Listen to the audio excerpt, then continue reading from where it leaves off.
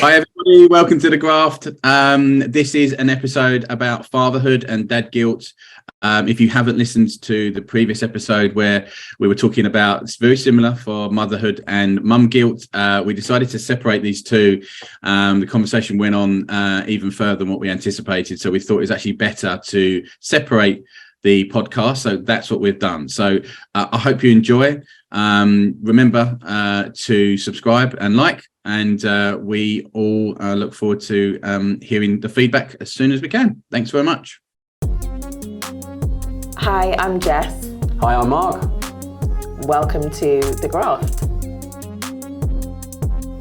The Graft, now to work hard. Okay, so I want to flip the question back to you about the guilt, because I think when we were talking about it earlier at some point, you alluded to the fact that dads have guilt as well, which I've never heard before. Maybe I haven't heard men use that term. Maybe it's just not that term that I've heard them use, or maybe because I'm so consumed with the mum guilt, I haven't given any space to think that dads feel guilt as well. So would you say that dad guilt is a thing that you feel is like a universal, like this is a thing? Oh yeah. Let's start there first. I definitely think so. I think would all men.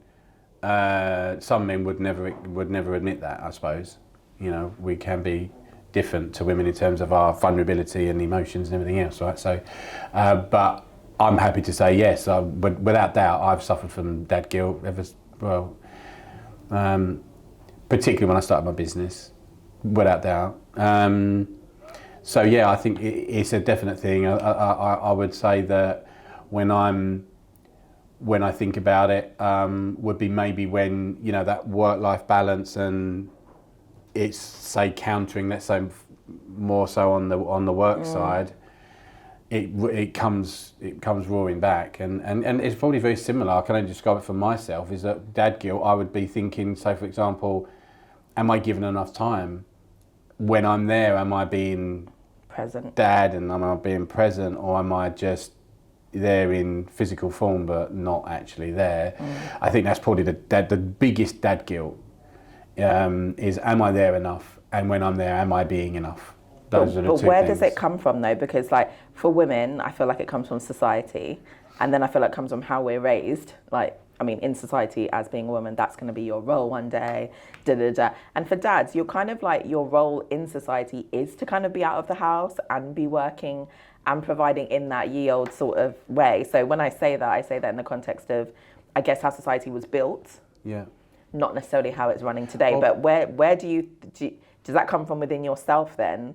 Or do you feel like other people, or do you feel like maybe it's your kids thinking, where is dad? Or where's that come from? I mean, I think society's changing.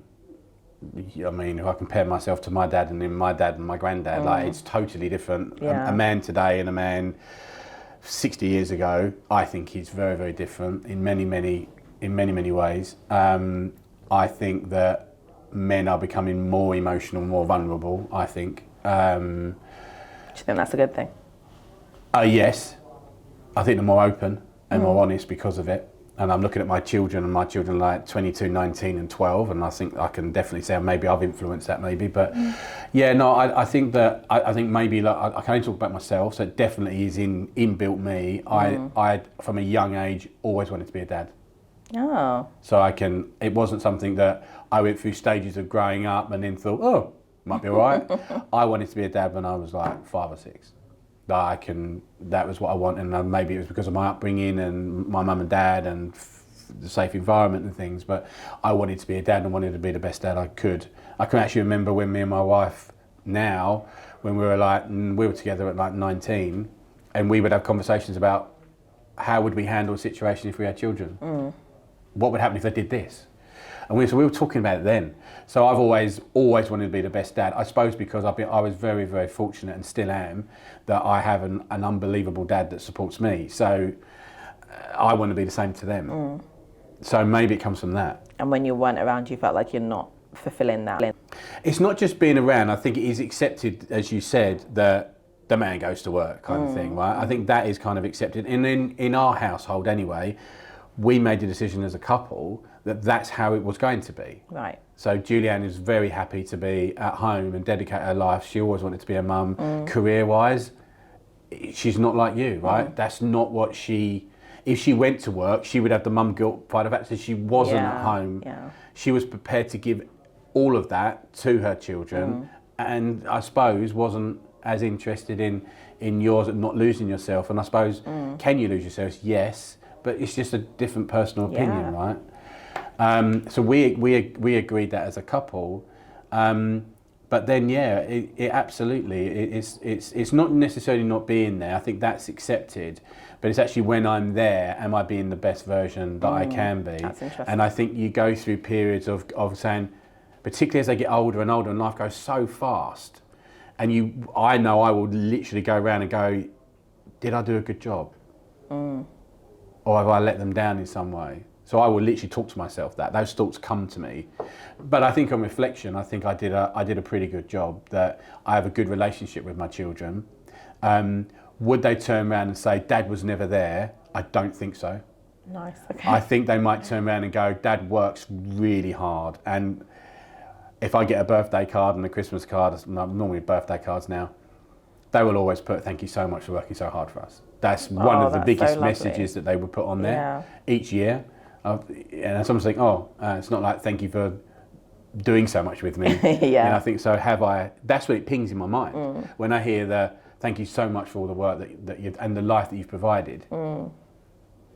My brain goes, that's wonderful, but actually, does that mean I didn't spend enough time with them? So that's when the dad guilt hits maybe a little bit.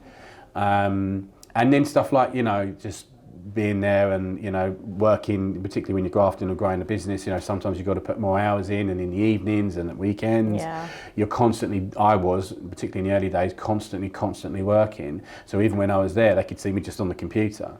But I think I got to a period of time, particularly when the kids got to like 7, 8 and 9, I suddenly thought, no, I've got to be there, or be there in a better way. But I can only talk for myself, but absolutely dad guilt is there, whether or not people admit it. I guarantee you, good dads have dad guilt. Bad dads, and let's be honest, they're bad dads like there are bad mums. There are bad mums, yeah. Right? Bad dads don't. Okay, so it's really interesting to know. Now I'm going to go home and start pestering my husband. Your poor husband is now going to get interrogated about dad guilt. But I need to hear about yours. But what I was going to ask you, and you kind of just touched on actually, is your relationship with your kids today. So like with all your grafting and with all of that, my focus is on what we're building and what I want to get and where I want our family to be and all of that. Do you feel like that grafting impacted the relationship you have with your kids today? And from the sounds of it, it sounds like no. I mean, and maybe this is a judgment or an assumption, because when you say things like the wording in the birthday card, it almost seems like they're validating you and they're like reassuring you that they see you and they appreciate you. And that's like, because when you said it, I was like, wow, that's powerful. Like, for your children to write that is like quite moving, I think, personally. But then your mind will go straight onto what it's not saying, basically. But do you feel like your relationship with your kids today has been impacted because of your relentlessness, or as you use the word obsession in our episode 1, with the graft? Not in a negative way now. No, I think, as I say, I think on reflection, I think I'm really happy with the relationship I have with my children. So I think I've done a pretty good job. I don't want to turn around and say I've been perfect, because I'm sure I haven't. But I think we have a really good open relationship. And I feel like they will come to me and talk to me about anything, which is good. You got to help and advise and kind of mould them in, particularly in their values. I think it's really, for me, is incredibly important. One of those values is hard work, is grafting, and I think from now seeing the experience of them getting older. So my children are older than yours, right? As I said, 22 and 19, both of them out to work, and I can safely say that that graft and obsession-ish has followed them and is in them. And I suppose if I'm being really, really honest with myself, that's the one thing, the values, being a great person, being respectful, all these things, but I did want them to have that work ethic. I did want them to want to graft because I wanted them to create the life that they could. I didn't want them to have this limited belief of, well, I just go to work and I live my life and then that's it. Good things will happen now and again, kind of thing. I wanted them to create an abundant life, right? So they can achieve whatever they wanted to. And that, in my opinion, you need to be able to have an element of graft.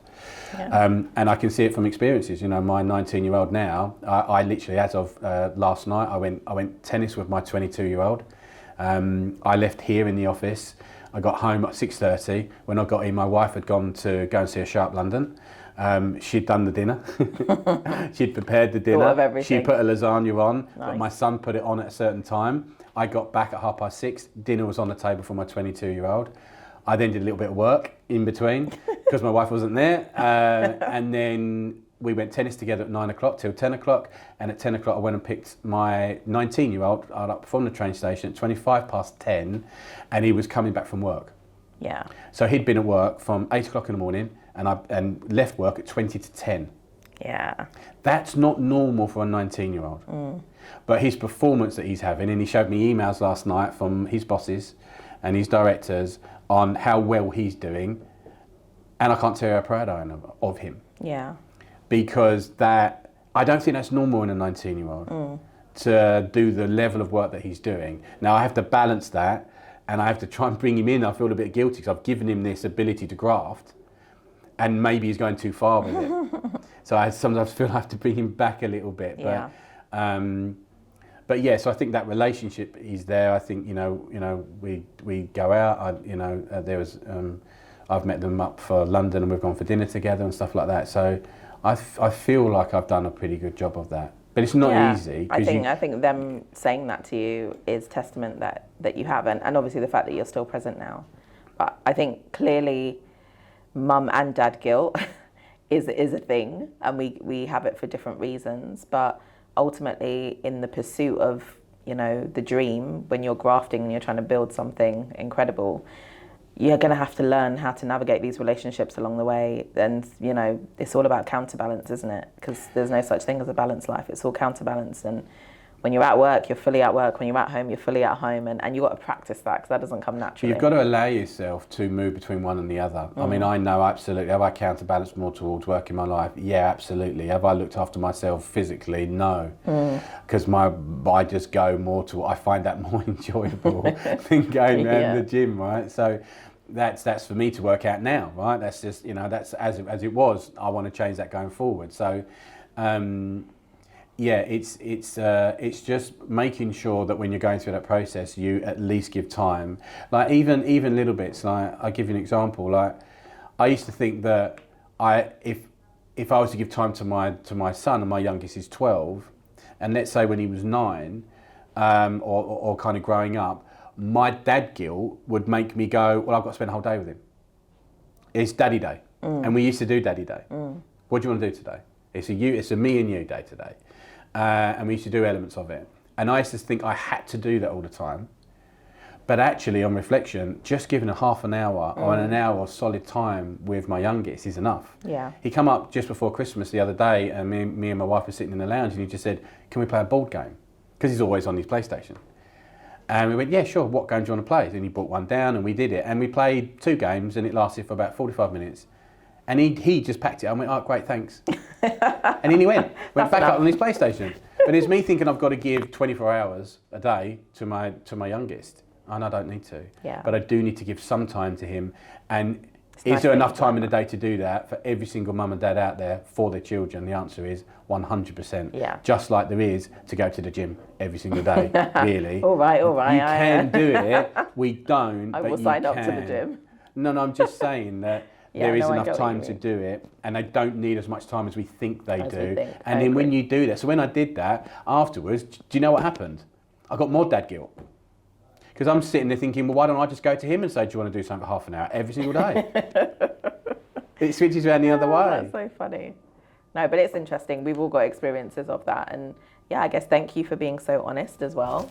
It's a really good conversation to have. And I think one that we can dig a lot deeper into. So maybe we'll do a follow-up of this, part 2. Good. Part 2 to come. Good stuff. Thank you. Thank you. Thanks for listening to The Graph. It would be amazing if you could like, subscribe, and stay tuned for more episodes coming. We look forward to helping and getting to know you all as well, sending your questions, and we look forward to hearing from you soon. Thanks so much.